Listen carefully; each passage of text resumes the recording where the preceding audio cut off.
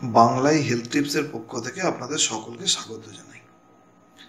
আজকে আমাদের আলোচনার বিষয় হস্তমৈথুন করলে পুরুষ শরীরের কি কি ক্ষতি হতে পারে। হস্তমৈথুন এমন একটি অভ্যাস যা সহজে ত্যাগ করা যায় না। এটা ত্যাগ করা খুবই কষ্টসাধ্য হয়।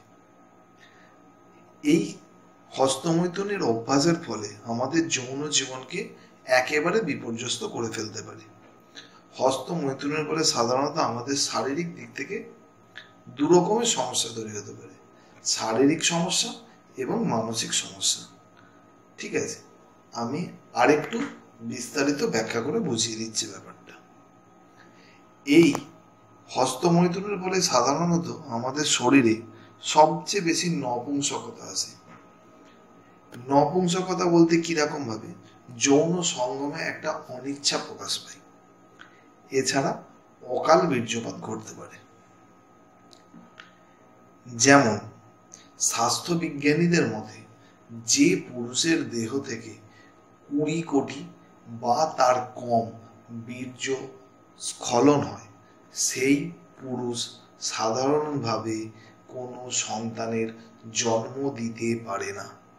অতিরিক্ত হস্তমৈথুনের ফলে আমাদের শরীরে বীর্যের মধ্যে শুক্রাণুর পরিমাণ কমিয়ে দেয়, যার জন্য আমরা সাধারণত বন্ধ্যাত্বে পৌঁছাতে পারি।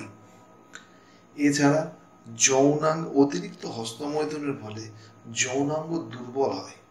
যৌনাঙ্গ দুর্বল হলে আমাদের বিবাহের পরবর্তী সময়ে আমরা আমাদের যৌন জীবনকে এগিয়ে নিয়ে যেতে পারি না, যার ফলে সামাজিকভাবে আমাদের স্ত্রী আমাদের কাছে থাকলেও তার নিজস্ব চাহিদা সম্পূর্ণভাবে না মেটার জন্য বিবাহ বিচ্ছেদ পর্যন্ত হতে পারে।